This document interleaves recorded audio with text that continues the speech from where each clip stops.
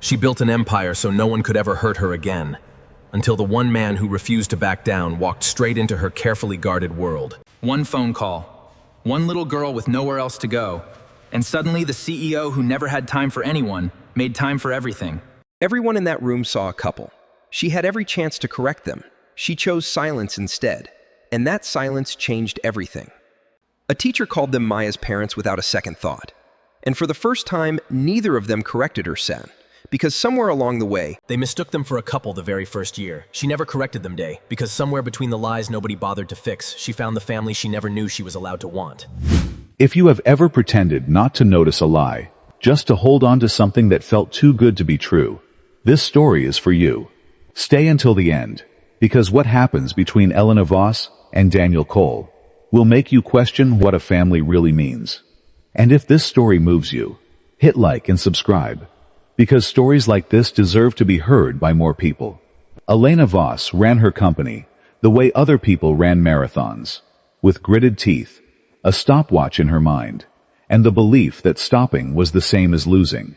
At 36, she was the CEO of Voss Interiors, a design and architecture firm that had gone from a two-person studio above a bakery to a name printed on glass towers across the city. She had built it alone. She had also, in the process, ended up mostly alone. A corner office with a view of the skyline, a calendar with no white space, and an apartment so tidy it looked like no one lived there at all. She told herself that was fine. She had learned, at 29, exactly what happened when you let your guard down for a man who smiled like he meant it. His name did not matter anymore. What mattered was the lesson. Love was a renovation project that always went over budget, and Elena did not fund projects that didn't pencil out. Daniel Cole did not know any of this the first time he met her. He only knew that the woman standing in the half-finished lobby of the old Ashford building, arms crossed, staring up at exposed steel beams like they had personally offended her, was clearly the client his construction crew had been warned about. She notices everything, his foreman had said. Measure twice, then measure again. Daniel was 38, a single father, and the site supervisor for the crew renovating the building Elena had just bought to become her company's new headquarters. He had kind eyes that had learned to carry sadness without spilling it, forearms dusted in drywall chalk, and a 6-year-old daughter named Maya, waiting for him every evening at his sister's house, because his wife, Rachel, had died 2 years earlier in a car accident on a rain-slicked highway, and there was no one else to pick Maya up when the school day ended. "You're behind schedule," Elena said, without introducing herself, the day they met. "We're on schedule," Daniel said, not looking up from his clipboard. "We're just not on your schedule." It was the first time in a long time someone had talked back to Elena Voss without flinching. She almost smiled. Almost. That was turning point one. The accidental friction of two people who did not yet know they needed each other. Elena went home that night and did something she rarely allowed herself to do.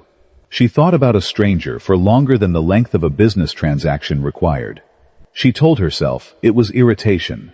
She told herself the same thing the next morning, and the morning after that. Each time she found an excuse to swing by the Ashford site on her way to somewhere else. Her assistant, Priya, noticed the pattern before Elena did. "You have 3 meetings downtown this week, and somehow, all 3 routes go past the tar renovation," Priya said dryly, not looking up from her tablet. Elena did not dignify that with a response, which was, in itself, a kind of confession. Daniel, for his part, found himself lingering at the end of each day, double-checking work that did not need double-checking, in case the CEO with the sharp eyes and the sharper questions happened to walk through again. He told his sister, Renee, about it over the phone one night, framing it as an amusing anecdote about a difficult client. Renee, who had spent 2 years watching her brother grieve in careful, contained silence, heard something else entirely in his voice. "That doesn't sound like you complaining, Danny," she said. "That sounds like you noticing someone for the first time since Rachel." Daniel changed the subject, but he did not deny it. Over the following weeks, Elena found reasons to visit the site more often than a CEO usually needed to. She told herself it was due diligence. Daniel found reasons to explain things to her that she clearly already understood, because Watching her pretend not to know something so she could keep the conversation going made him feel, for the first time in 2 years, like there was a normal, uncomplicated part of life still available to him. Turning point 2 arrived on a Tuesday in October, when Elena stayed late reviewing floor plans, and found Daniel sitting on an upturned bucket in the unfinished lobby, staring at his phone with an expression she recognized instantly, because she wore a version of it whenever she thought no one was watching. "Everything okay?" she asked. "My sister can't pick up Maya today. Client meeting ran long, my ex-mother-in-law is out of town, and daycare closes in 20 minutes. He rubbed his face. "I have a 6-year-old and no plan. Story of my life since Rachel died." Elena did not know why she said what she said next. Maybe it was the way his voice cracked on his late wife's name. "Bring her here. I'll watch her while you close up the site." He blinked. "You want to babysit? You run a company. I want to finish reviewing these plans. And I don't want a stranger raising your daughter for the next hour, because you had no options. Go get her." That evening, Maya sat cross-legged on the lobby floor next to Elena's very expensive shoes, drawing on the back of blueprint paper. And Elena, who had not spent voluntary time with a child in over a decade, found herself explaining what a load-bearing wall was to a 6-year-old who asked why 9 times in a row. It was the first time in years Elena laughed without meaning to. That was turning point 3. Something had cracked open, quietly, in a lobby full of drywall dust. When Daniel returned an hour later, dust still clinging to his jacket, he found his daughter asleep against Elena's shoulder. One small fist curled around the corner of a blueprint, and Elena sitting perfectly still, afraid to move in case she woke her. "She does this," Daniel whispered, easing Maya into his arms. "Falls asleep like someone flipped a switch. Rachel used to say she ran on a timer nobody else could see." It was the first time he had said his late wife's name to Elena without flinching, and Elena understood, without being told, that she had just been handed something fragile and important, and that she had not asked for it, and that she did not want to give it back. Elena did not go home right away that night. She sat in her car in the parking garage for a long time, engine off, hands on the wheel, replaying the small weight of a stranger's sleeping child against her shoulder, and wondering why it felt like the most useful thing she had done in years. From then on, it became a pattern. When schedules collided, when Daniel's sister was busy, when the world conspired against a single father with no backup, Maya would end up at Voss Interiors, drawing pictures at Elena's desk, asking the office assistant for extra crayons, learning everyone's names before Elena had finished her second coffee. The employees started to notice. So did the construction crew. Turning point 4 came when Daniel's foreman, a blunt man named Ruiz, clapped Daniel on the shoulder in front of the whole crew and said, "So when's the wedding? Boss lady's basically raising your kid at this point." The crew laughed. Daniel opened his mouth to correct him, to say it wasn't like that, but something stopped the words in his throat. It wasn't like that, but it also didn't feel entirely wrong to let people think it was. Elena heard about the comment secondhand, from her assistant, who delivered it with barely concealed excitement, the way people deliver gossip they hope is true. Elena should have laughed it off. Instead, she found herself replaying it that night, alone in her spotless apartment, wondering why the idea didn't feel like an insult. Turning point 5, the company holiday gala. Every year, Voss Interiors rented out the top floor of the Ashford building, now nearly finished, glass, for a holiday party that doubled as a thank you to contractors, clients, and staff. Elena invited Daniel's crew as a professional courtesy. She did not expect Daniel to show up in a dark green sweater instead of his work jacket, hair combed, looking like an entirely different person than the man covered in drywall dust she saw every day. She definitely did not expect the warmth that spread through her chest when he crossed the room, directly to her. "Didn't know CEOs threw good parties," he said. "Didn't know contractors owned sweaters," she said back. They talked all night. Not about blueprints. About Rachel, a little. Carefully, the way you touch a bruise to see if it still hurts. About Elena's father, who had built furniture in a garage and never understood why his daughter needed an empire instead of a workshop.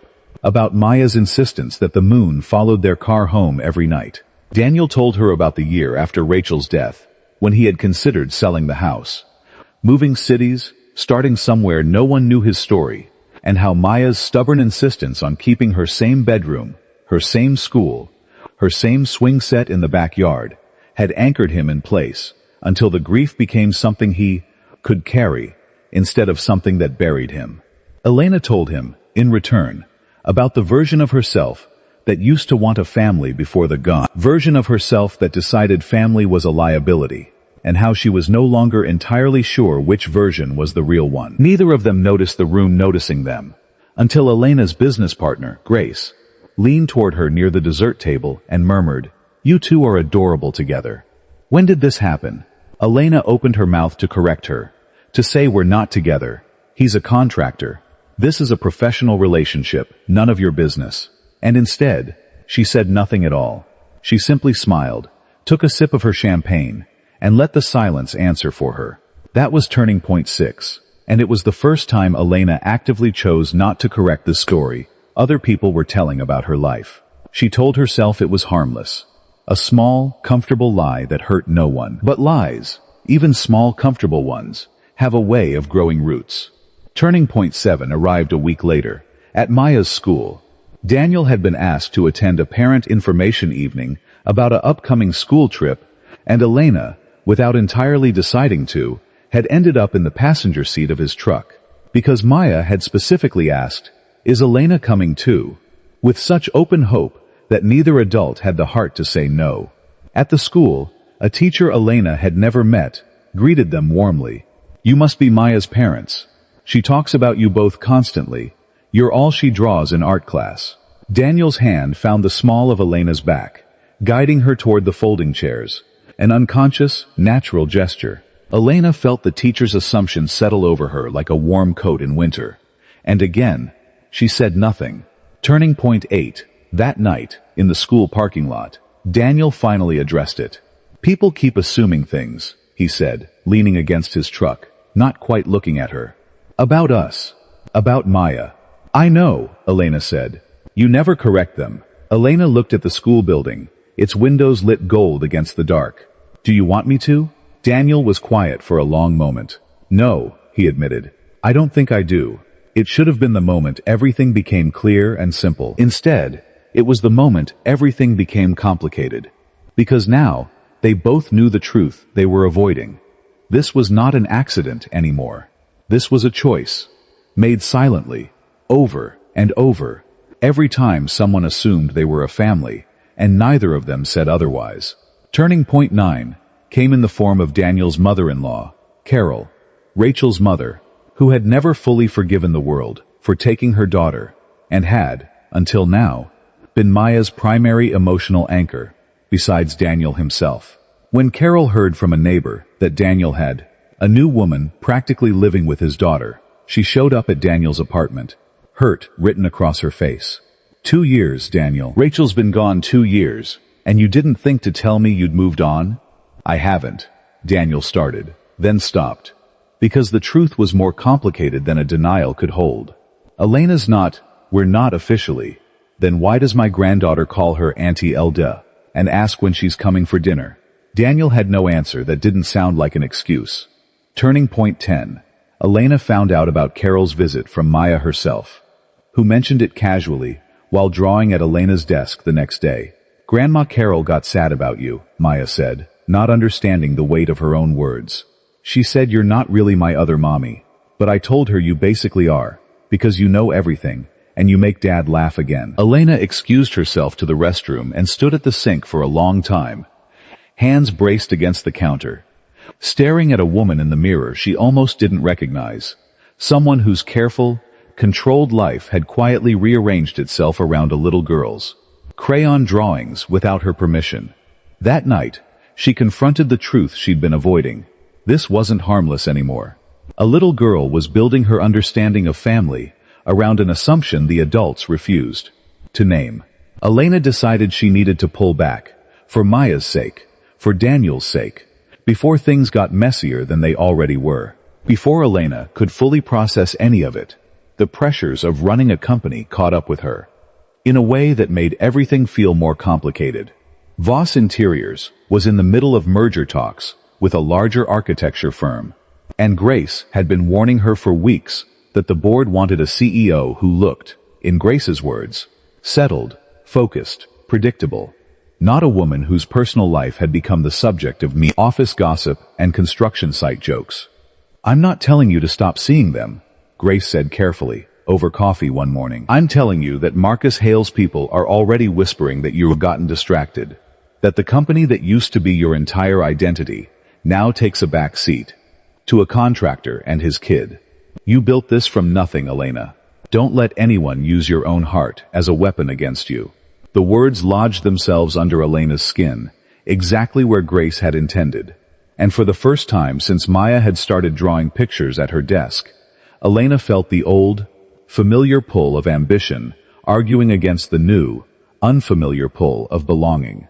She told herself she needed to separate the two parts of her life cleanly, the way she separated every other risk from every other asset. She did not yet understand that a child's crayon drawing did not care about quarterly projections. Turning point 11, Elena tried to create distance. She stopped visiting the construction site personally, sending Grace instead. She declined an invitation to Maya's school holiday concert, citing a board meeting. Daniel noticed immediately, because absence has its own unmistakable weight. He found her one evening, working late, the office nearly empty, city lights scattered like fallen stars beyond the glass. "You're avoiding us," he said, no accusation in his voice, just tired honesty. "I'm protecting Maya," Elena said, "from getting attached to something that isn't real." "It felt real to me," Daniel said quietly. "Every dinner, every school night, every time she fell asleep on your office couch waiting for me to finish up. None of that felt fake to me, Elena." "Did it feel fake to you?" Elena's carefully built composure, the same composure that had negotiated 8-figure contracts without blinking, cracked entirely. "No," she whispered. It felt like the first real thing in 10 years. Turning point 12. The confession opened a door neither of them had been brave enough to walk through. Daniel crossed the office, close enough that Elena could see the exhaustion and hope tangled together in his eyes. "Then why are we pretending this is complicated?" he asked. "Why are we letting other people's assumptions be the only honest thing about us, while we run from saying it ourselves?" "Because if I say it and it falls apart," Elena said, "I lose Maya too. And I don't know if I could survive losing a child I'm not even allowed to call mine."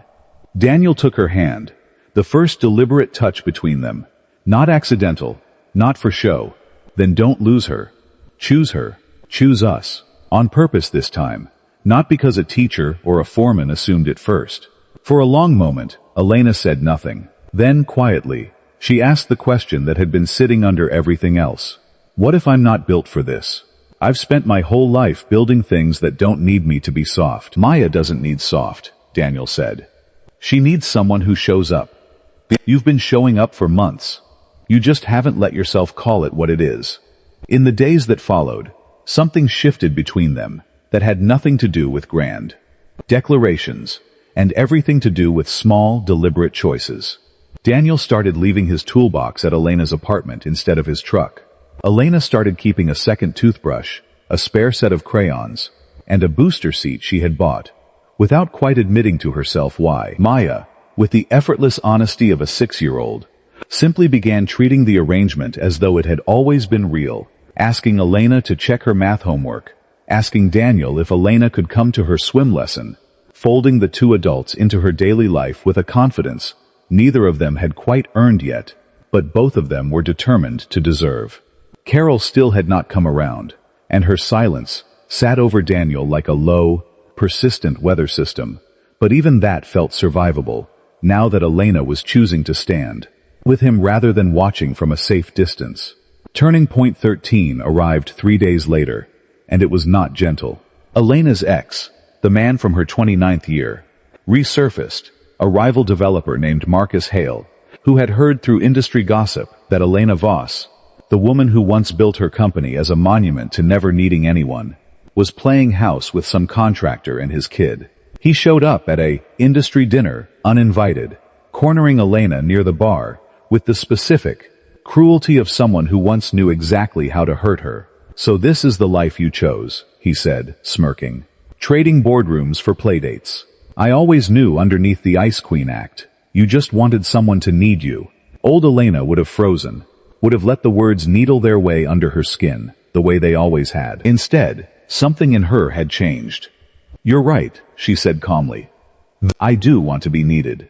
By people who show up for me, instead of people who disappear the moment things get difficult. You taught me the difference. I should thank you for that. She walked away without waiting for his response, and for the first time, the memory of him held no power over her at all. She found herself, oddly, grateful to him. Not for anything he had done, but for the accidental clarity his cruelty had provided. For 10 years, she had built a life designed to make sure no one could ever say those words to her, and be right. Standing there in a ballroom full of industry executives, hearing his old insult land and simply slide off her like rain off glass, she realized the version of herself he had once broken no longer existed. And the woman who had replaced her had done it, not by building higher walls, but by finally letting someone worth trusting inside them. Turning point 14. That same night, Elena drove straight to Daniel's apartment instead of home. Maya was already asleep. Daniel opened the door in a t-shirt and bare feet, surprise softening into something warmer when he saw her face. I'm choosing this, Elena said, before he could ask. Not because a teacher assumed it, not because Ruiz joked about it, not because Grace teased me at a party. I'm choosing you. I'm choosing Maya. On purpose, with my eyes open, knowing exactly how much it could cost me if it falls apart, and choosing it anyway. Daniel didn't answer with words. He pulled her inside, out of the cold hallway, and for the first time, neither of them needed anyone else's assumption to make the moment true. Turning point 15 came 4 months later, at Maya's school spring assembly, where every child had been asked to draw My Family for a display board in the main hallway.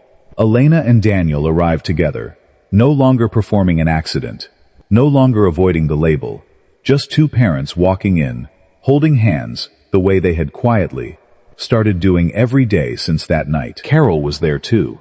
She had come around slowly, watching Elena show up week after week, watching Maya bloom under the steady presence of two adults who had chosen her on purpose, until her grief had softened enough to make room for gratitude instead of guardedness.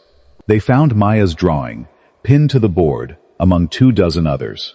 In careful 6-year-old handwriting, beneath a crayon picture of 3 stick figures holding hands under a lopsided sun, it read, My family is my dad, who fixes things, and my Elena, who came to fix us, and didn't even know she was doing it. Elena read it twice, then a third time, feeling something in her chest that had been locked for over a decade, finally, fully open. Around them, other parents pointed proudly at their own children's drawings, unremarkable stick-figure families in unremarkable crayon colors. And Elena thought about how ordinary this all looked from the outside. A school hallway, a paper display board, a room full of tired, happy parents, and how extraordinary it had actually taken 2 broken, careful people to arrive here. They mistook us for a couple, that first year, Daniel murmured, close to her ear, watching Maya wave excitedly from across the hallway. You never corrected them. No, Elena said, smiling through unexpected tears, because somewhere along the way, they weren't wrong anymore. I just needed enough time, and enough of your daughter's crayon drawings, to catch up to what everyone else could already see. 6 months later, Voss Interiors broke ground on its newest project, a community center funded personally by Elena Voss, designed with input from local families, built by Daniel Cole's crew, and named, over Elena's mild, half-hearted objection, the Maya Cole Family Center, because as Daniel told the city council, with a quiet, certain smile, some families get built the traditional way, and some families get built out of misunderstandings nobody bothered to correct, because deep down, everyone already knew the truth before we did. Elena Voss, once a woman who measured her worth in signed contracts and unbroken schedules, learned that the most important renovation of her life wasn't a glass tower downtown. It was learning to let a 6-year-old's crayon drawing and a widowed father's quiet patience rebuild the parts of her heart she thought were permanently under construction. The merger talks with the larger architecture firm eventually fell apart, not because Elena had grown distracted, as Grace had once feared, but because Elena finally had the clarity to see the deal for what it was. A slow erosion of everything she had actually built her company to stand for. She stayed independent, smaller by some measures, but steadier than she had ever been. And she found she no longer needed the company to be everything in her life in order for it to matter. Grace, who had once warned her to protect her heart from becoming a liability, was the one who stood beside her at the ribbon cutting for the community center 18 months later, whispering, "I was wrong, you know. Turns out the thing I thought would slow you down was the thing that finally made you whole." Marcus Hale sent a card to the opening, a brief, formal congratulations that Elena read once and did not think about again, because he had, at last, become exactly as irrelevant to her life as he deserved to be. Carol came to the ribbon cutting too, standing near the back with a bouquet of flowers she had grown in her own garden. And when the ceremony ended, she found Elena near the refreshment table and pressed the flowers into her hands without much ceremony. "Rachel would have liked you," she said simply. "She always said Daniel needed someone who wouldn't let him disappear into his own grief. I just needed time to see you were that person, not replace her." It was not forgiveness exactly, and it was not quite blessing, but it was enough. And Elena understood that some relationships are rebuilt the same slow way trust always is. One honest conversation at a time, with no shortcuts available. And if there is one thing this story leaves behind, it is this. Sometimes the family you were always meant to have doesn't arrive with an announcement or a perfectly timed confession. Sometimes it arrives quietly, in a lobby full of drywall dust, in a misunderstanding nobody corrects, in the slow, patient accumulation of showing up, again and again, until one day you realize you were never pretending. You were simply becoming who you were always meant to be, one uncorrected assumption at a time. If this story touched your heart, remember to like this video, subscribe to the channel, and share it with someone who needs a reminder that real family is built by showing up, not by hot blood or by accident. And let us know in the comments which turning point moved you the most.